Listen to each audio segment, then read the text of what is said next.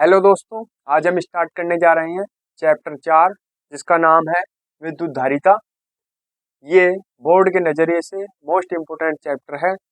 इसमें से या तो आर्टिकल आता है या न्यूमेरिकल व आर्टिकल दोनों भी आ जाते हैं। तो इसलिए ये चैप्टर मोस्ट इम्पोर्टेंट रहने वाला है। तो आप सब इसे करेंगे। देखेंगे इसका क्वेश्चन नंबर 1। सबसे पहले हम करा रहे हैं इसके लॉन्ग क्वेश्चन। तो लॉन्ग क्वेश्चन का जो पहला क्वेश्चन है वो देखते हैं। क्वेश्चन नंबर 1, समांतर प्लेट संधारित्र की धारिता का व्यंजक व्युत्पन्न कीजिए। उसकी धारिता को किस प्रकार बढ़ाया जा सकता है, या अथवा में ऐसे भी आ सकता है प्रश्न। परावैद्युत ध्रुवण से आप क्या समझते हैं? संधारित्र की प्लेटों के बीच में संपूर्ण स्थान पर परावैद्युतांक के वाले परावैद्युत पदार्थ पूरी तरह से भर देने पर संधारित्र की धारिता का व्यंजक प्राप्त कीजिए। ये कब आया हुआ है? 2019 में। और जो ये ऊपर वाला है ये 16, 17, 18 और 20 में। ठीक है, तो इम्पोर्टेंट है ये। तो ये इसका चित्र है, इसे कर लेंगे। अब इसे करेंगे सोल्व। ये P1 P2 है, ये प्लस क्यू और माइनस क्यू, ठीक है, आवेश है। और ये पृथ्वी है, ठीक है। और ये इसकी यहाँ से यहाँ तक की जो दूरी है वो कितनी है? D। अब करेंगे इसका सॉल्यूशन, बहुत आसान है, इसे बना लेंगे। करेंगे सोल्व। आंसर क्या लिखेंगे? सबसे पहले परावैद्युत ध्रुवण की डेफिनेशन लिख देते हैं। परावैद्युत ध्रुवण, ठीक है। लिखेंगे बाह्य वैद्युत क्षेत्र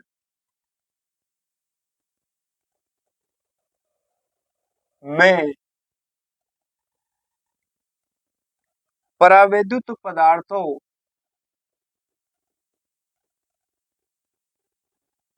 में धनावेशी तथा, ऐसा करेंगे,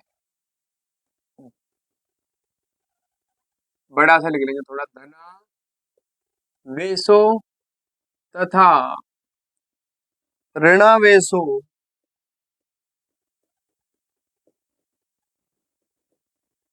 धनावेशों तथा ऋणावेशों के आपेक्षिक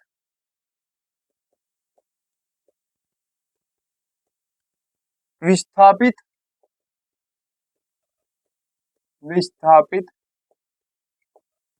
होने की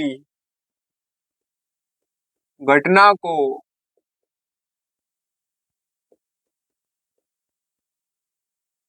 परावैद्युत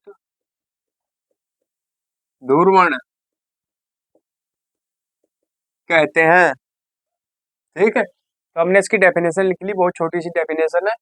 बाह्य विद्युत क्षेत्र में परावैद्युत पदार्थों में धनावेशों तथा ऋणावेशों के आपेक्षिक विस्थापित होने की घटना को परावैद्युत ध्रुवण कहते हैं। अब इसे सोल्व करेंगे आर्टिकल को। अब क्या करेंगे? आर्टिकल को सोल्व करेंगे, ठीक है। अब लिखेंगे संधारित्र प्लेट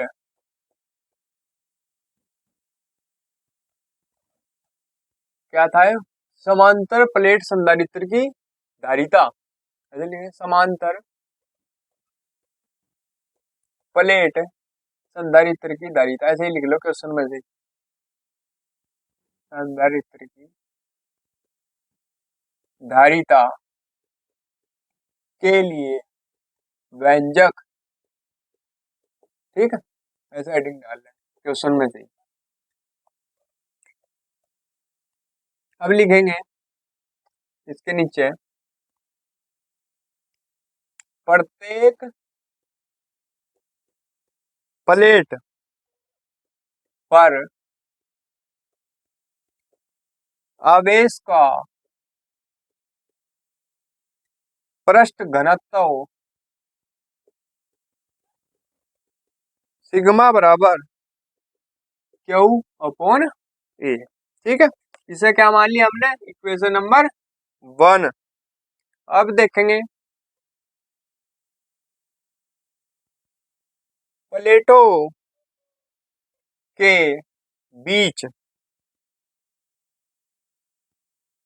किसी बिंदु पर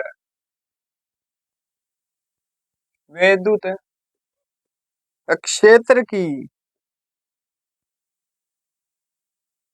तीव्रता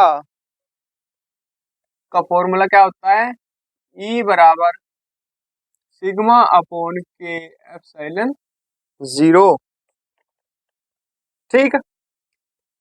अभी ये जो सिग्मा का जो मान है ये कहाँ रख लेंगे? यहाँ। क्या क्या लिखेंगे? सिग्मा का मान समीकरण 1 से रखने पर, देखो ये सिग्मा बराबर क्या है? क्यू अपॉन ए। ठीक है, सिग्मा बराबर क्यू अपॉन ए है। लेकिन विद्युत क्षेत्र की तीव्रता प्लेटों के बीच ई बराबर कितना है? सिग्मा अपॉन के एप्सिलॉन 0। अब ये जो सिग्मा बराबर क्यू अपॉन ए है, इसकी जगह क्या रख देंगे? क्यू अपॉन ए। तो हमने लिख दिया सिग्मा का मान समीकरण 1 से रखने पर। ठीक है, समीकरण 1 से यहाँ रख दिया, रखो तो क्या हो जाएगा? ई बराबर क्या हो जाएगा यहाँ? क्यू, ये कहाँ जाएगा? नीचे, ए इनके साथ आ जाएगा और यहाँ क्या बचा? के एप्सिलॉन 0। ठीक है, इसे क्या मान लेंगे? Equation number 2। आ गया यहाँ तक समझ में? देखो, प्रत्येक प्लेट पर आवेश का पृष्ठ घनत्व कितना है? घनत्व कितना है? सिग्मा बराबर कितना? क्यू अपॉन ए। ठीक है, अब प्लेटों के बीच किसी बिंदु पर विद्युत क्षेत्र की तीव्रता ई बराबर कितना है? सिग्मा अपॉन के एप्सिलॉन 0। अब जब सिग्मा बराबर ये है तो हमने सिग्मा का मान यहाँ रखना। तो सिग्मा बराबर क्या है? क्यू अपॉन ए। और जब सिग्मा की जगह हम क्या रखेंगे? देखो सिग्मा के एप्सिलॉन 0। ठीक है, इसकी जगह क्या रखना हमें? क्यू अपॉन ए। तो क्यू क्यू कहाँ होगा? ये क्या था ना, ये क्या था? सिग्मा अपॉन के एप्सिलॉन 0 है। इसकी जगह हमें क्या रखना? क्यू अपॉन ए। इसकी जगह रखो तो क्यू, और ये ए कहाँ जाएगा? नीचे वाला नीचे रहेगा। और ये नीचे क्या है? और के, और नीचे और क्या है? एप्सिलॉन 0। इसलिए बना है क्यू अपॉन ए के एप्सिलॉन 0। इसे मान लिया हमने इक्वेशन नंबर 2। अब आगे देखेंगे। माना दो प्लेटों, ऐसे लिखेंगे, माना दो प्लेटों के बीच विभवांतर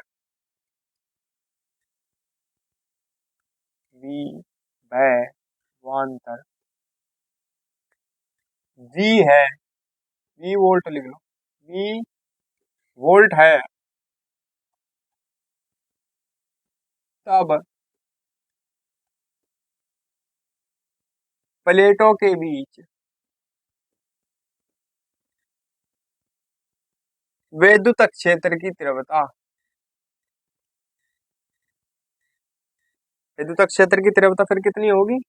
E बराबर V अपॉन डी, ये होती है। फॉर्मूला है, 2-3 फॉर्मूले इसके याद रखने हैं बस। ठीक है, V अपॉन डी। फिर इसके बाद अब हम V का मान निकालना है यहाँ से। V का मान कैसे निकलेगा? V बराबर क्या आ जाएगा यहाँ? E डी, डी आ जाएगा V का मान। ठीक है, इसे कौन सी मान ली? इक्वेशन 3। देखो कैसा होगा। माने E बराबर क्या है? V अपॉन डी है। E बराबर क्या है? V upon D. अब क्रॉस मल्टीप्लाई कर लो इसकी इसमें और इसकी इसमें, तो V की बनवा करेंगे क्या होगा? V बराबर, और इसकी इसमें करेंगे तो क्या होगा? ईडी। इसलिए है V बराबर ईडी। ठीक है, अब आगे देखेंगे। समीकरण 2 से क्या लिखेंगे? समीकरण 2 से E का मान, समीकरण 2 से E का मान समीकरण 3 में रखने पर, समीकरण 3 में रखने पर, तो रखो। देखो ये जो समीकरण 3 में क्या है? ये है समीकरण 3, तो ये है V बराबर ईडी। और समीकरण 2 से E का मान रखना। E बराबर क्या है समीकरण 2 में? क्यू अपॉन ए के एप्सिलॉन 0। तो यानी ये जो मान है ई का ये कहाँ रखना, यहाँ पुट करना, करो।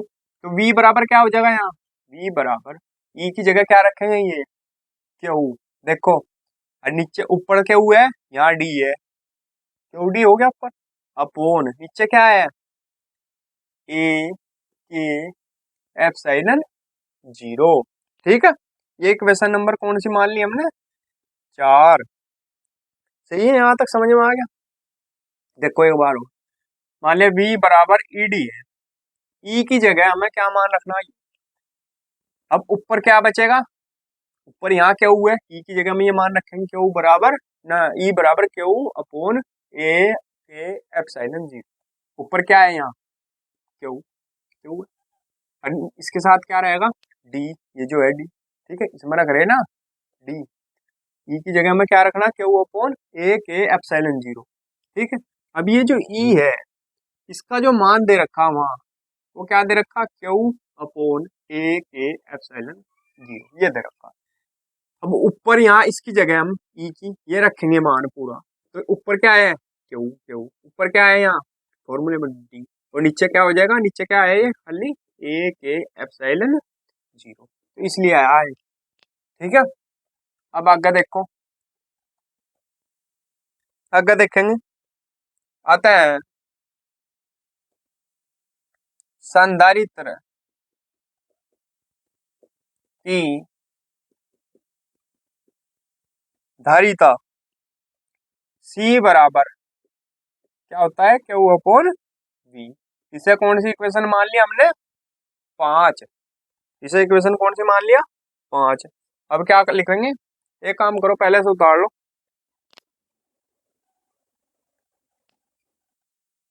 चलो भैया अब आगे देखेंगे। क्या था, आता है संधारित्र की धारिता सी बराबर क्यू अपोन वी।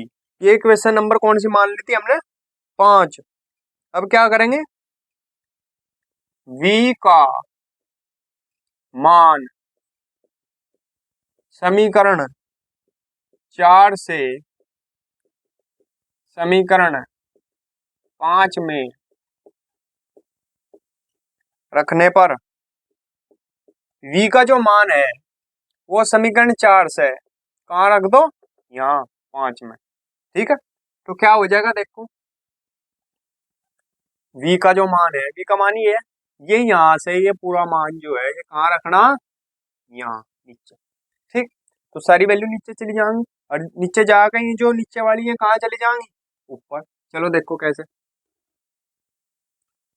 v का मान ये है, तो देखो c बराबर क्या हो जाएगा, फिर c का मान है ना ऊपर, तो क्यू है, और v की जगह क्या रखना, ये पूरा तो रखो, क्या हो जाएगा, Q D upon, Q D upon A K epsilon zero.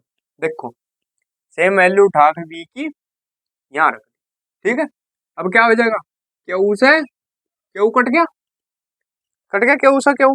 ठीक है, अब और जो ये नीचे वाला मान है ये कहाँ चला जाएगा, ऊपर। ठीक है, तो क्या आ जाएगा, सी बराबर क्या आ जाएगा, ये जो नीचे वाला मान है ऊपर चला जाएगा, तो क्या आ जाएगा, ए के एप्सिलॉन जीरो अपोन नीचे क्या बचा है, डी खाली, क्या बचा, डी।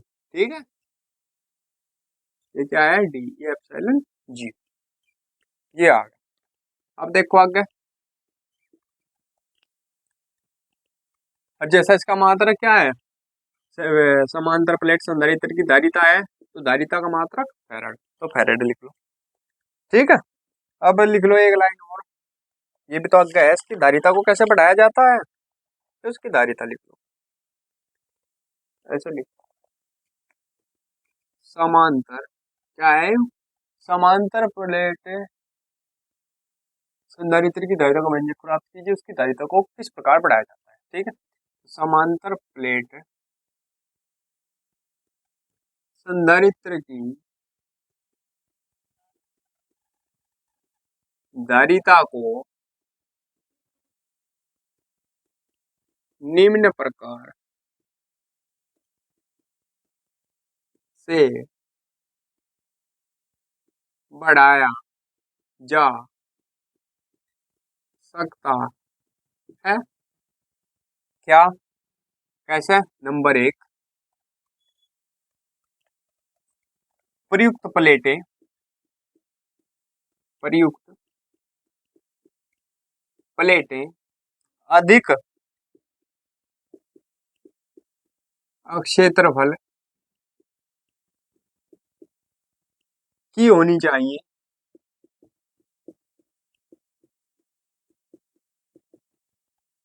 नंबर 2,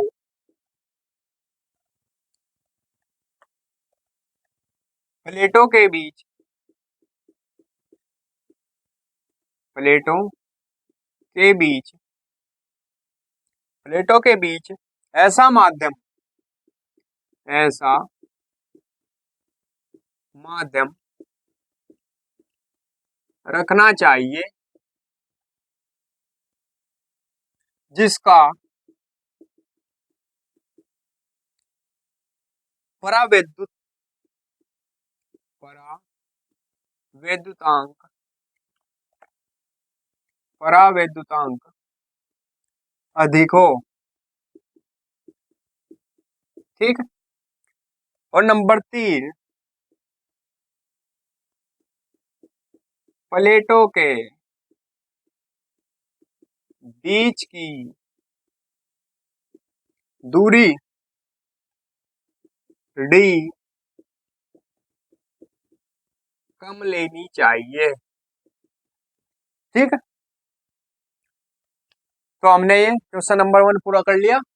अब करेंगे हम क्वेश्चन नंबर 2। स्क्रीनशॉट ले लो, और कुछ समझ में ना आए तो कमेंट करके पूछ सकता है। ठीक है, कोई भी प्रॉब्लम हो आपकी, फिजिक्स में, केमिस्ट्री में, मैथ में, इंग्लिश में, 12th 11th की कोई भी प्रॉब्लम हो तो आप पूछ सकते हैं कमेंट में, तो उसका रिप्लाई किया जाएगा।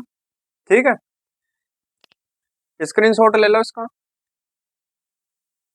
चलिए स्टार्ट करते हैं क्वेश्चन नंबर 2, जो मोस्ट इम्पोर्टेंट है इस चैप्टर का। आर्टिकल क्या है? किसी संधारित्र की विद्युत धारिता की परिभाषा दीजिए। एक फेरेड विद्युत धारिता से क्या तात्पर्य है? किसी समांतर प्लेट संधारित्र की दोनों प्लेटों के बीच आंशिक रूप से पराविद्युत पराविद्युत रखा हो तो संधारित्र की धारिता का व्यंजक प्राप्त कीजिए। कौन से सन में आया? 2022 में। अब एक अथवा में आया है, आंशिक रूप से परावैद्युत द्वारा भरे समांतर प्लेट संधारित्र की धारिता के लिए सूत्र स्थापित कीजिए। 2020 और 2023 में आया हुआ है। मोस्ट इंपोर्टेंट क्वेश्चन है, कोई सा भी बोर्ड हो सब में आता है ज्यादातर। ठीक, हर बार। तो करेंगे सॉल्यूशन, इसका आंसर लिखेंगे। चलो पहले एक काम करो, आर्टिकल सोल्व कर दो, उसके बाद ये छोटी डेफिनेशन है ये लिख देंगे इसकी। ठीक है, पहले आर्टिकल ही सोल्व कर देते हैं इसका।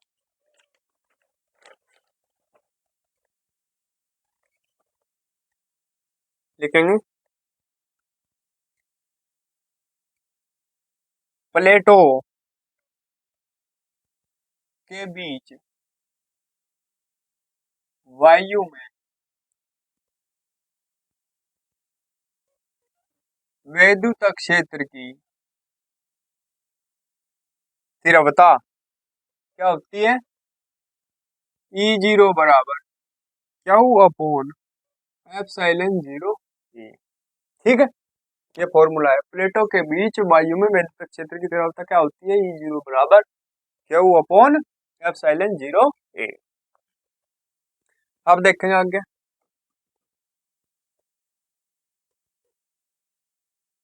परावैद्युत माध्यम में वैद्युत क्षेत्र की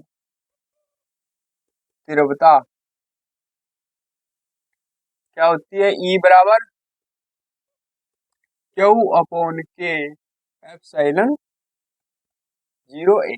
ठीक, परावैद्युत माध्यम में वैद्युत क्षेत्र की तीव्रता E बराबर कितनी होती है? क्यू अपॉन के एप्सिलॉन 0 E। इधर देख लेंगे, ये P1 P2 है, ये प्लस के क्यू माइनस के क्यू है। ठीक है, यहाँ से यहाँ तक की दूरी कितनी है? T, और ये पूरी दूरी कितनी है? पूरी D। ठीक, ये बना लेंगे प्लेट। अब देखो, अब आगे लिखेंगे यदि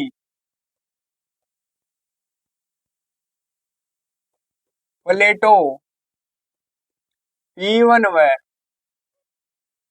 P2 के बीच विभवांतर V हो, तब V बराबर क्या होता है, E0 D minus T plus ED। ठीक है, क्या होता है, यदि प्लेटो P1 व P2 के बीच विभवांतर V हो, तब V बराबर क्या होगा, E0 D minus T plus ED। ठीक है, अब देखेंगे तो ये जो E0 का और E का मान है, ये कहाँ रख देंगे, इसमें। ठीक है, ऐसे लिख देंगे, इसका मान लो समीकरण नंबर 1। E0 व E के मान समीकरण 1 में रखने पर, ठीक है, रखो समीकरण 1 में E0 व E के मान रख दो, तो V बराबर क्या हो जाएगा, यहाँ V बराबर क्या हो जाएगा, समीकरण 1 ही है, E0 का मान ये है और E का मान ये है, तो दोनों के मान यहाँ पुट करने। E0 की जगह यहाँ क्या रखना, Q अपॉन एप्सिलॉन 0 है, E की जगह क्या रखना, Q upon K epsilon 0 A।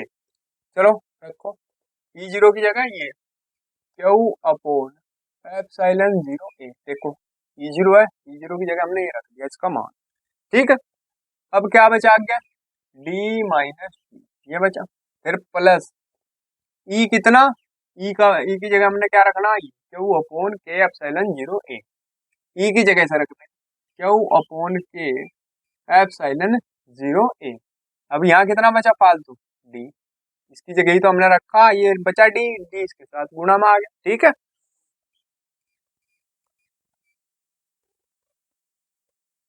ठीक है भाई, D नहीं है T है भाई, T कर लो, इधर गलती से लिखा गया, क्या है T, T है यहाँ। ठीक है, तो क्या बचा T। तो अब देखेंगे, अब क्या करेंगे हम,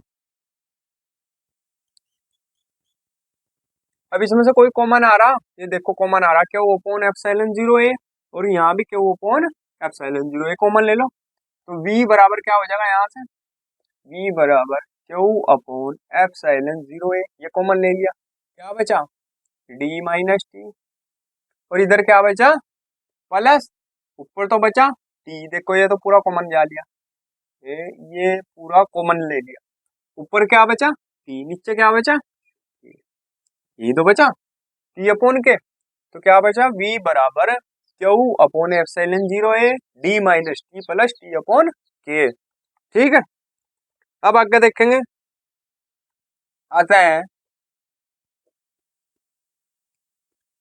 संधारित्र की धारिता C बराबर क्या होता है, Q अपॉन V, क्या होता है Q अपॉन V। तो अब जो V का मान है, ये यहाँ रख दो V की जगह, ये जो V का वैल्यू है पूरी, ये कहाँ रख देंगे, यहाँ V की जगह। ठीक है, रखो, तो C बराबर क्या हो जाएगा, Q, Q तो ऊपर रहेगा, ऐसे ही ऊपर है, V की जगह रखना, तो V का मान ये पूरा है, तो रखो, क्या हो जाएगा Q अपॉन एप्सिलॉन 0 A, क्या है नीचे, और D minus T plus T upon के, ये तो होगा। ठीक है, ये हो गया, अब क्या करेंगे, Q से तो Q कट जाएगा, Q से Q कट जाएगा, अब जो ये नीचे वाली चीज है ये कहाँ जाएगी, सबसे ऊपर, तो C बराबर क्या हो जाएगा, एप्सिलॉन 0 है, ये ऊपर चले गए, जाएंगे दोनों यहाँ। ठीक है, तो यही ले गए ना, नीचे क्या बचेगा, अब ये बचा D minus T plus T upon ये, बच गया ये। ठीक है, और इसका क्या हुआ है, ये इसका फॉर्मूला है, और मात्रा क्या हुआ है इसका, फेरड, फेरड। ठीक है, तो ये सिद्ध करना था हमें। ठीक है, हो गया। कितना आसान क्वेश्चन था ये। अब और मोस्ट इम्पोर्टेंट है, अब क्या करेंगे, इसकी जो डेफिनेशन है वे लिख लेंगे, इतने स्क्रीनशॉट ले लो इसका तब तक।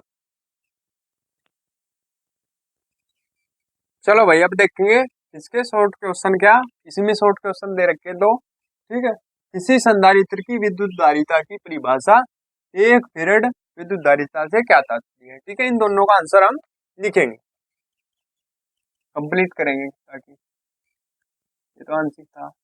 अब लिखो क्या, संधारित्र की विद्युत धारिता, संधारित्र की विद्युत धारिता। ठीक है, लिखेंगे इसकी डेफिनेशन, किसी संधारित्र, किसी संधारित्र की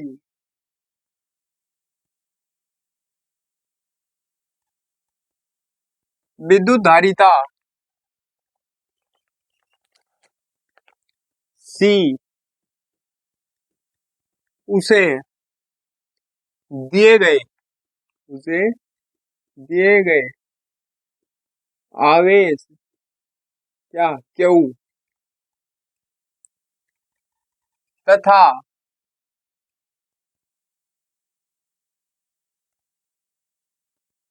उसके कारण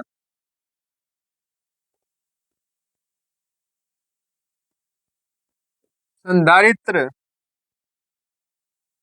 की प्लेटों के बीच विभवांतर,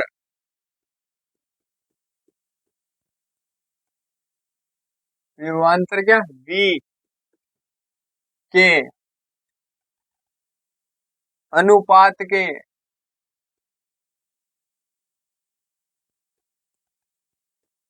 बराबर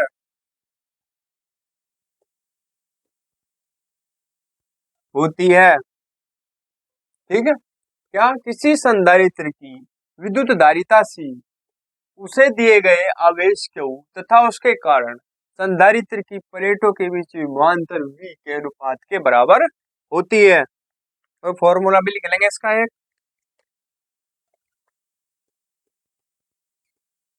संधारित्र की धारिता C बराबर क्या होता है, Q अपॉन V।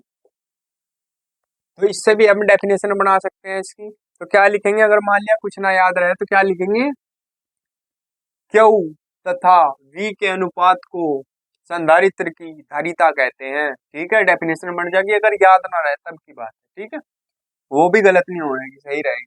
तो फॉर्मूला याद रखना, C बराबर Q अपॉन V। अब अगली डेफिनेशन है इसकी फैराड वाली, एक फैराड, तो देखेंगे हेडिंग डाल लेंगे फैराड।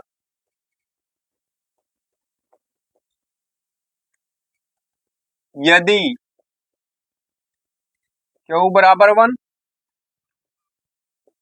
कूलाम तथा V बराबर 1 वोल्ट, तब C बराबर 1 फैराड, तब C बराबर 1 फैराड। अतः यदि किसी संधारित्र की प्लेटों को 1 कूलाम आवेश देने पर उसकी प्लेटों के बीच विभवांतर 1 वोल्ट हो, तब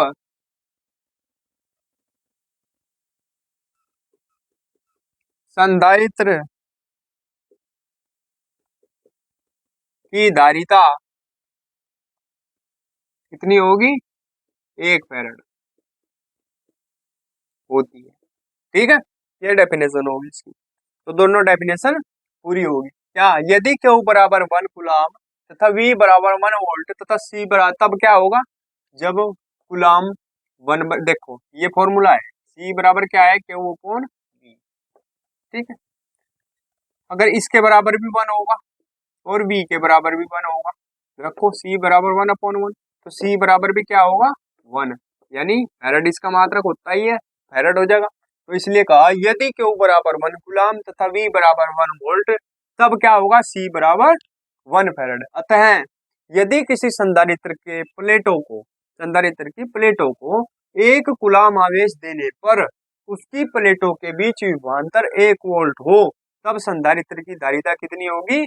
1 फैराड होती है। ठीक है, तो इसे स्क्रीनशॉट ले लेंगे इसका। अब स्टार्ट करेंगे इसका थर्ड क्वेश्चन। चलो भाई स्टार्ट करते हैं। क्वेश्चन नंबर 3 क्या है? 3 संधारित्र C1 C2 C3 श्रेणी क्रम में जुड़े हैं। देखो C1 C2 C3 काय में जुड़े? श्रेणी क्रम में। इनकी समतुल्य धारिता का व्यंजक प्राप्त करना है। ये V1 है, ये V2 है, विभवांतर ये V3 है। ठीक है, टोटल यहाँ से लेकर यहाँ तक V है, यानी तीनों का। ठीक है, यानी V का मान कितना होगा? V1 plus V2 plus V3। सीधी सी बात है, टोटल कितना है? V, अरे एक इसका V1 V2 और V3। ठीक है, अब करेंगे इसका सोल्यूशन, आंसर लिखेंगे।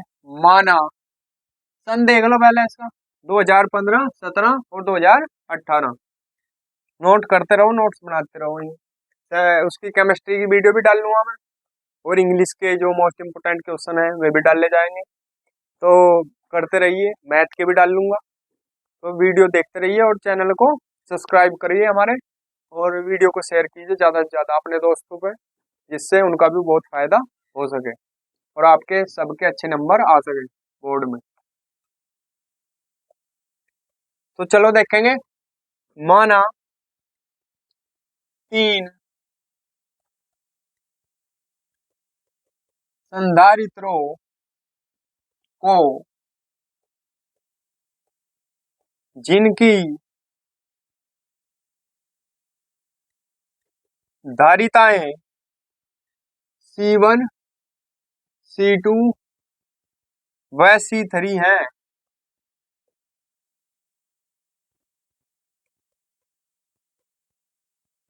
श्रेणी क्रम में जोड़ा गया है। माना इन तीनों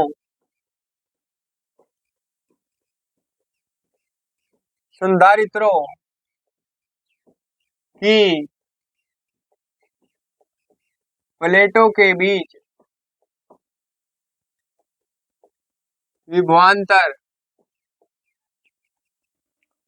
क्रमशः V1 V2 व V3 है। ठीक है, अब क्या करेंगे? फॉर्मूला क्या बन जाएगा? तब क्या बनेगा? V1 बराबर Q अपॉन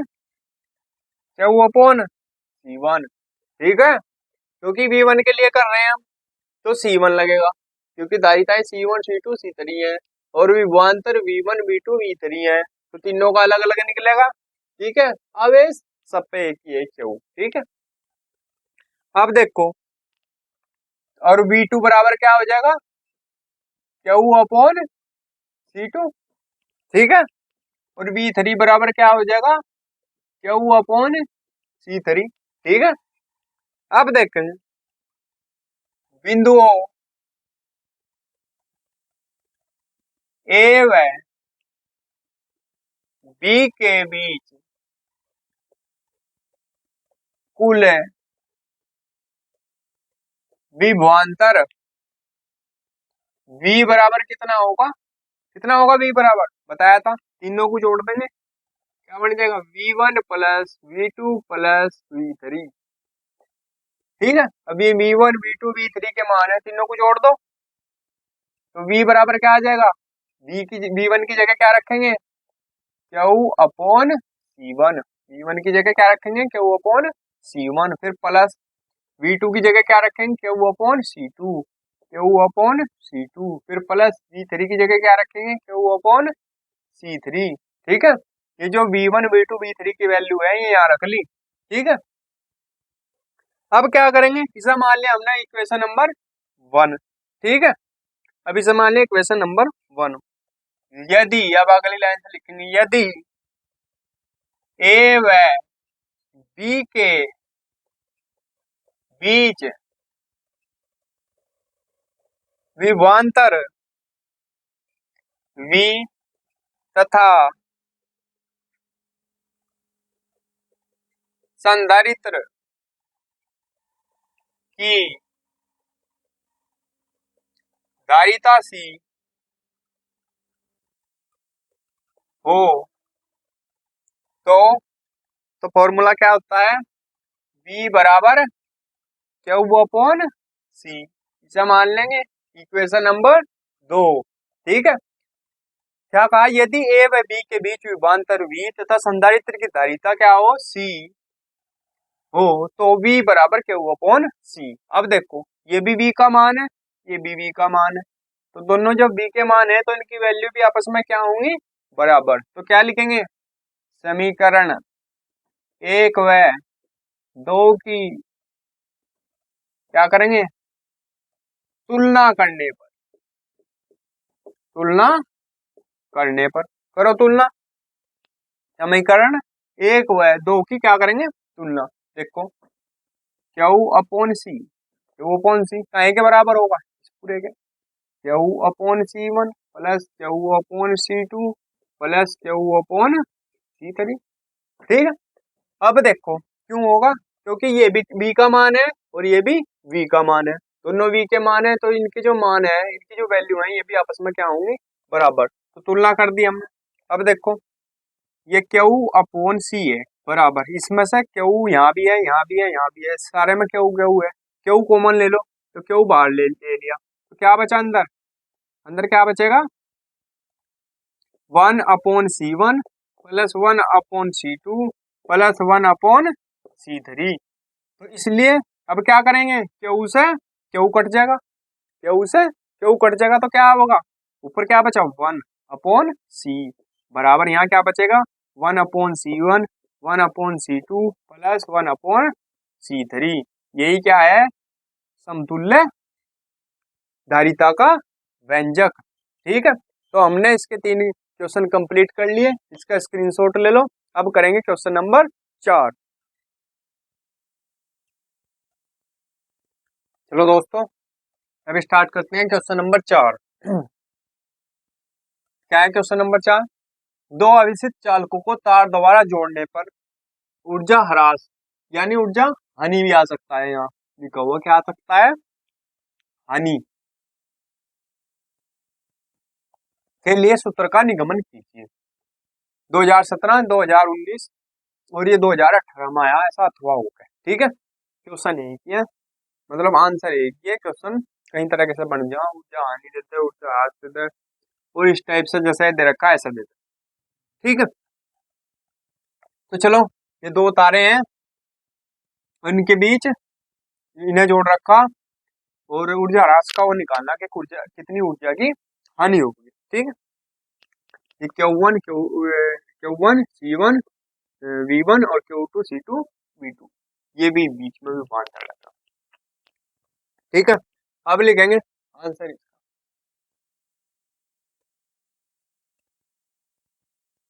दो आवेशित चालकों को तार द्वारा जोड़ने पर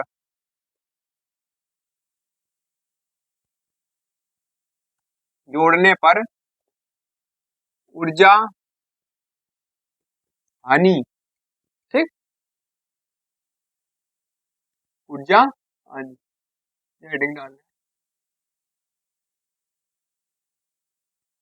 ठीक है, अब लिखो, माना दो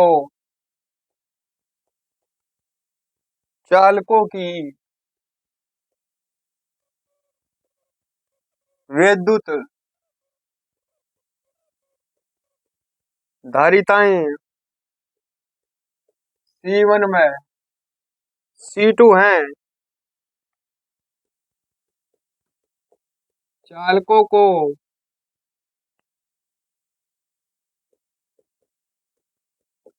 क्रमशः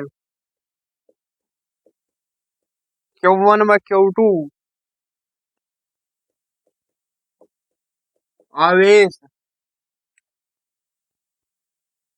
देने पर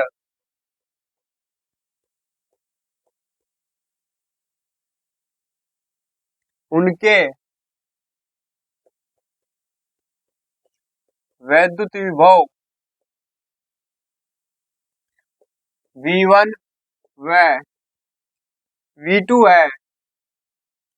अतः तब क्या होगा, मान लिया तो C1 C2 है और ये आवेश Q1 Q2 है और ये विभव V1 V2 है, तो क्या होगा, Q1 बराबर मान लिया, क्या हो जाएगा, Q1 बराबर C1 V1 हो जाएगा, क्योंकि V बराबर क्या हो, Q अपॉन C, V बराबर क्या हो, Q अपॉन C, तो Q बराबर क्या हो जाएगा, इन दोनों की गुणा VC। ठीक है, लेकिन 1 1 है तो यहाँ भी 1 यहाँ भी 1, 2 2 के लिए यहाँ भी 2 यहाँ भी 2 यहाँ भी 2। ठीक है, ऐसा हुआ है। अब चलो, Q1 बराबर तो ये हो गया और Q2 बराबर क्या हो जाएगा, C2 V2। ठीक है, Q2 बराबर C2 V2। अब आगे देखेंगे, एक फॉर्मूला हुआ है उभयनिष्ठ, फॉर्मूला याद रखना है, उभयनिष्ठ विभव का, उभयनिष्ठ विभव यानी V बराबर कितना, Q1 plus Q2 upon C1 plus C2, और इसमें मान रख दो Q1 Q2 के, ऐसे लिख देंगे। समीकरण एक में Q1 व Q2 के मान रखने पर, रखो Q1 व Q2 के मान, तो क्या हो जाएगा, V बराबर, जब Q1 और Q2 के मान कहाँ रखेंगे, Q1 का मान यहाँ और Q2 का मान यहाँ, तो क्या हो जाएगा, Q1 बराबर क्या है, C1 V1, इसकी जगह रख दिया। ठीक है, फिर प्लस Q2 की जगह क्या, C2 V2, फिर upon C1 V1, C1 plus C2, ये तो नीचे ऐसे ऐसे कैसे ही है, इसे मान लिया हमने इक्वेशन नंबर 2। अब चलो, अब ये फॉर्मूला होता है डेल यू बराबर, डेल यू बराबर, ये डेल यू का मतलब है ऊर्जा की हानि, चालकों को जोड़ने पर ऊर्जा हानि, या पहले हिंदी में लिख लो तो समझ में ज्यादा आ जाएगा, चालकों को जोड़ने पर ऊर्जा हानि बराबर क्या होता है, चालकों की प्रारंभिक कुल ऊर्जा माइनस चालकों की बाद में ऊर्जा। ठीक है, प्रारंभिक ऊर्जा और बाद में ऊर्जा, इसका माइनस हो है, तो क्या होगा, चालकों को जोड़ने पर ऊर्जा हानि बराबर क्या होता है, चालकों की प्रारंभिक कुल ऊर्जा माइनस चालकों की बाद में ऊर्जा। अब देखो ये कहीं से प्रदर्शित कराए से डेल यू से बराबर चालकों की प्रारंभिक ऊर्जा कितनी होती है 1/2 C1V1 का स्क्वायर प्लस 1/2 C2V2 का स्क्वायर माइनस। अब चालकों की बाद की ऊर्जा कितनी होती है 1/2 C1V square plus 1/2 C2V square. देखो 1 1 नहीं है, यहाँ तो 1 1 है, 1 और 2 है, लेकिन V में यहाँ भी स्क्वायर है और यहाँ भी स्क्वायर है, ये अंतर है इसमें। ठीक है भाई, अब इसका क्या करो 1/2 सारों में कॉमन ले लो 1/2। ठीक है 1/2 जब कॉमन आ गया तो क्या बचा C1V1 का स्क्वायर प्लस C2V2 का स्क्वायर। ठीक है माइनस क्या बचा यहाँ यहाँ क्या बचेगा C1V2 का स्क्वायर प्लस V स्क्वायर यानी C2V स्क्वायर। ठीक है ये बचा। अब इसमें देखो V स्क्वायर भी कॉमन आ रहा, इसमें क्या आ रहा V स्क्वायर भी कॉमन आ रहा, तो ऐसे लिख लो एक स्टेप और बढ़ा दो 1/2 C1V1 का स्क्वायर प्लस C2V2 का स्क्वायर माइनस अंदर क्या बचेगा, मान लिया यहाँ से हमने क्या ले लिया ऐसा उधर ही लिख लिया फिर सही रह जाएगा। तो C1 प्लस C2 बचा, अगर क्या कॉमन आ गया V स्क्वायर। ठीक है तो C1 प्लस C2 बचा, V स्क्वायर कॉमन ले लिया, इसमें से भी हट गया V स्क्वायर, इसमें से भी हट गया, यहाँ आ गया दोनों के लिए, और V1 ना C1 प्लस C2 यहाँ रहेगा। ठीक है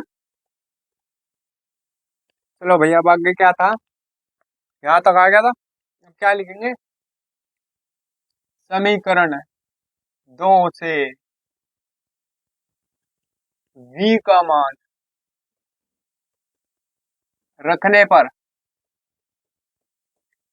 ठीक है ये देखो समीकरण 2 से V का मान, समीकरण 2 क्या है ये V बराबर क्या दे रखा C1V1 plus C2V2 upon C1 plus C2। देखो ये V है, V की जगह क्या रखेंगे हम ये मान पूरा।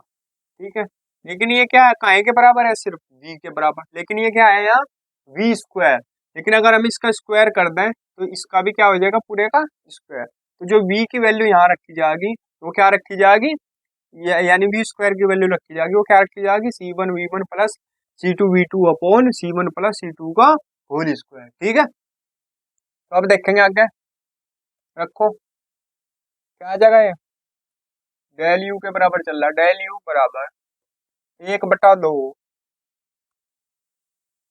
डेल यू बराबर 1/2 अब C1V1 square plus C2V2 square minus C1 plus C2। ठीक है अब V स्क्वायर है इसकी जगह रखो क्या हो जाएगा C1V1 plus C2V2 upon C1 plus C2 का होल स्क्वायर। ठीक है C1 प्लस C2 का होल स्क्वायर। तो ये जो V का मान है ये हमने यहाँ रख दिया, यहाँ स्क्वायर है इसलिए इसका होल स्क्वायर हो गया। ठीक अब देखो अब क्या करेंगे, अब क्या करेंगे नीचे इसे मिटो लो,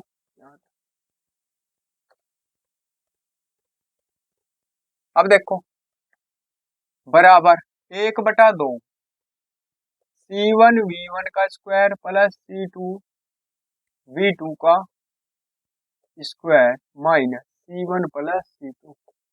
अब इसे क्या लिख सकते हैं हम, क्या लिख सकते हैं ऐसे लिख सकते हैं C1V1 प्लस C2V2 का whole square upon C1 plus C2 का होल स्क्वायर, दोनों के होल स्क्वायर है क्योंकि इसका होल स्क्वायर का मतलब क्या है ये इसका भी स्क्वायर है और इसका भी स्क्वायर है।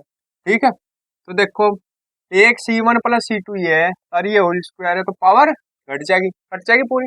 देखो सेम वैल्यू है, स्क्वायर का मतलब क्या है कि ये दो है ऐसी C1 प्लस C2 और C1 प्लस C2, तो एक C1 प्लस C2 से एक C1 प्लस C2 कट गया, यानी इसकी जो पावर है ये इससे कट गई। अब क्या बचा 1/2 C1 V1 का स्क्वायर प्लस C2 V2 का स्क्वायर माइनस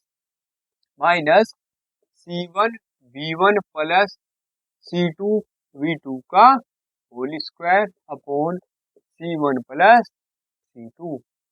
ये तो बच गए। ठीक है, अब देखो आगे, अब आगे क्या करेंगे, एलसीएम लो इसका, एलसीएम ले लो।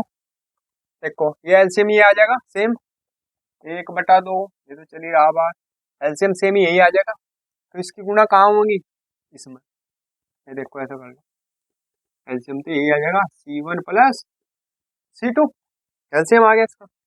गुणा कहाँ होगी इसकी, यहाँ। तो देखो क्या हो जाएगा, C1 प्लस C2 की गुणा का है C1 V1 का स्क्वायर प्लस C2 V2 का स्क्वायर माइनस, यहाँ तो ये कट जाएगा, ऊपर सेम वैल्यू रहेगी C1 V1 plus C2 V2 का होल स्क्वायर। ठीक है, आगे समझ में यहाँ तक। अब गुणा करो इनकी, इसकी गुणा इसमें और इसकी गुणा इसमें भी सम्मा होगी, तो करो। आसान तरीका बताओ गुणा का, थोड़ा बड़ा तो हो जाएगा ये, मतलब एक स्टेप बढ़ तो सके लेकिन समझ में आ जाएगा बिल्कुल। देखो C1 की गुणा इसमें भी होगी इसमें भी, तो C1 लिख लो, फिर इसे पूरे को लिख लो जिसमें इसकी गुणा होगी C1 V1 square plus C2 V2 square. ठीक है, इसमें मतलब C1 की गुणा इसमें दोनों में होगी, फिर प्लस बीच में प्लस है तो प्लस। अब C2 की गुणा किस में होगी, फिर इसमें भी होगी और इसमें भी होगी दोबारा, C1 V1 का स्क्वायर प्लस C2 V2 का स्क्वायर। ठीक है, अब माइनस ये है, इसका होल स्क्वायर खोल लो, होल स्क्वायर खोल लेंगे क्या, A square plus B square का फॉर्मूला ना, ए प्लस बी का होल स्क्वायर का फॉर्मूला लगाओ, क्या होता है ए प्लस बी का होल स्क्वायर बराबर A square plus B square plus 2ab। ठीक है, ये होता है, तो ये लगा दो। तो ए का स्क्वायर, ए क्या है इसमें, इसमें देखा जा, ए क्या है, ए दोनों चीजें हैं, C1 भी और V1 भी, ए मानी जाएंगी फॉर्मूले के अकॉर्डिंग। तो ए है जब ये, तो यहाँ क्या है फॉर्मूले में, ए का स्क्वायर, तो इनका भी दोनों का क्या होगा स्क्वायर, C1 स्क्वायर और V1 स्क्वायर, फिर प्लस, अब क्या है बी क्या है इसमें C2 V2, लेकिन फॉर्मूले में क्या है बी का स्क्वायर, तो किसका, इन दोनों का स्क्वायर, C2 का स्क्वायर और V2 का स्क्वायर, फिर प्लस क्या है फॉर्मूले में 2ab, फॉर्मूले में क्या है फिर प्लस 2ab, 2ab, ए क्या है इसमें C1 V1 और बी क्या है C2 V2। ठीक है, तो ये हमने यहाँ लिख दिया। अब देखो अपोल, नीचे क्या बच रहा, नीचे क्या बच रहा C1 प्लस C2, ये बच रहा नीचे। ठीक है, अब देखो यहाँ तक हो गया, अब क्या बचा 1/2। ठीक है, 1/2, इसकी गुणा कर लो इसमें, जब इसकी इसमें गुणा करेंगे इसकी इसमें पूरे में, तो क्या होगा, ये C1 एक ही है, एक ये है, तो क्या हो जाएगा C1 स्क्वायर फिर V1 स्क्वायर, ये तो तू कहते हैं, फिर प्लस, अब C1 की गुणा इसमें होगी तो क्या बन जाएगा, ये तो एक जाति का है नहीं, मतलब एक नहीं है ये C1 है C2 है, तो एज इट इज लिखा जाएगा, क्या बन जाएगा C1 C2 V2 स्क्वायर। अगर यहाँ भी 1 होता तो यहाँ भी C1 का स्क्वायर हो जाता। ठीक है, ये समझना। फिर उसके बाद प्लस ये C2 है, C2 ऐसे ही लिखा जाएगा, ये यहाँ C1 है, C1 V1 का स्क्वायर, फिर प्लस C2 की इसमें होगी तो क्या हो जाएगा C2 स्क्वायर, देखो C2 ये भी C2, तो इसलिए C2 का स्क्वायर, फिर यहाँ कितना बच गया V2 का स्क्वायर। ठीक है, यहाँ तक हो गया। अब माइनस, अब ये चिन्ह बदल जाएंगे सारे, ये क्या हो जाएगा, जो प्लस का वो माइनस का, जो माइनस का वो प्लस का, ये माइनस है क्योंकि ये हो जाएगा C1 square V1 square plus C2 square V2 square, नहीं माइनस माइनस हो जाएगा ना चिन्ह, फिर -2 C1 V1 C2 V2। ठीक है, अपोन नीचे ये चली रहा C1 प्लस C2। ठीक है, यहाँ तक क्लियर है। अब क्या करो, देखो कुछ कट रहा, ये कट रहा, देखो ये प्लस का इधर C1 स्क्वायर V1 स्क्वायर, ये माइनस का कट गया, काट दो। फिर और क्या कट रहा, ये देखो C2 स्क्वायर और V2 स्क्वायर, ये प्लस का इधर, ये माइनस का, ये भी काट दो, कट गया। अब क्या बचा, अब क्या बचा इसमें, देखो क्या बचता है, डेल U बराबर क्या बचेगा, 1/2। तो ये है C1 C2 V2 का स्क्वायर, ये बचा एक, और एक ये बचा प्लस C2 C1 V1 का स्क्वायर, एक ये बचा एक ये बचा, और क्या बचा ये minus 2 C1 V1 C2 V2, ये बचा, और अपॉन क्या बचा C1 प्लस C2, ठीक है, यही बचेगा, यही बचेगा। अब देखो इसमें से कुछ कॉमन आ रहा, देखो C1 C2 इसमें भी है, C1 C2 इसमें भी है, C1 C2 इसमें भी है, सब में है C1 C2, तो कॉमन ले लो। तो डेल यू बराबर क्या हो जाएगा, 1/2। C1 C2 कॉमन ले लो, C1 C2 कॉमन ले लिया, अंदर क्या बच गया V2 स्क्वायर, फिर plus V1 square minus C1 C2 common आ गया, क्या बचा फिर यहाँ, ये भी जा लिया C1 भी कॉमन और C2 भी, तो क्या बचा V1 और V2, और नीचे क्या बच गया अपॉन C1 प्लस C2, ठीक है, बच गया यही, यही क्या करना था हमें, सिद्ध, यही कहे का फॉर्मूला है ऊर्जा हानि का, ठीक है।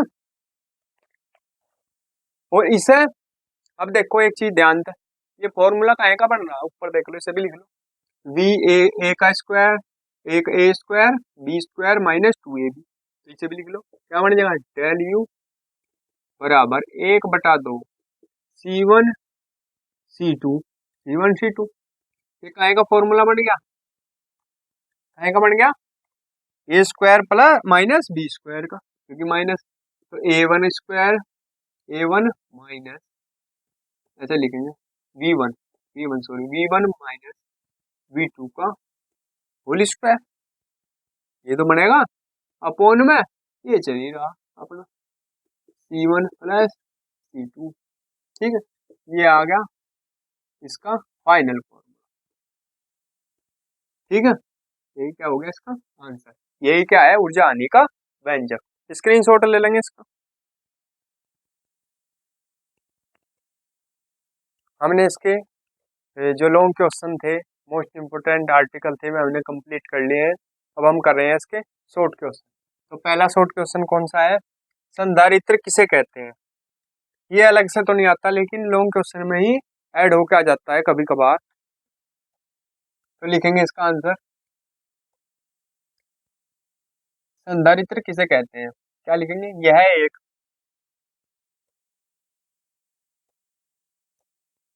ऐसी युक्ति है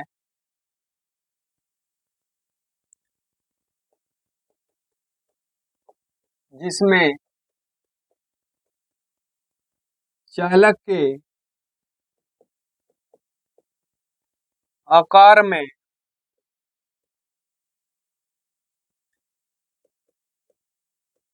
वृद्धि किए बिना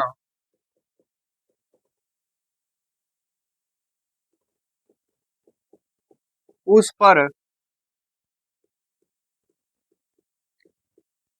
पर्याप्त मात्रा में आवेश को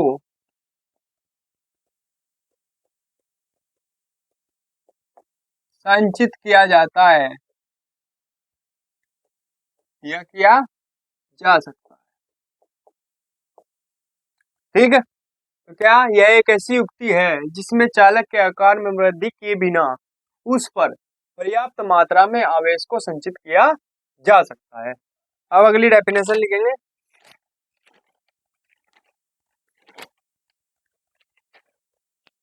क्वेश्चन नंबर 2 ही शॉर्ट क्वेश्चन है, इसमें ज्यादा नहीं है। भंजक, क्योंकि इसमें से ज्यादातर लॉन्ग क्वेश्चन आते हैं। विभवांतर क्या है, आंसर में लिखेंगे किसी परावैद्युत पदार्थ के सिरों के बीच उत्पन्न वह महत्तम विभवांतर जिसे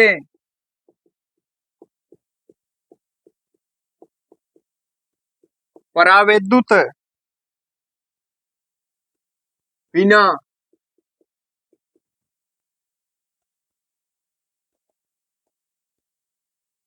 विद्युत भंजन के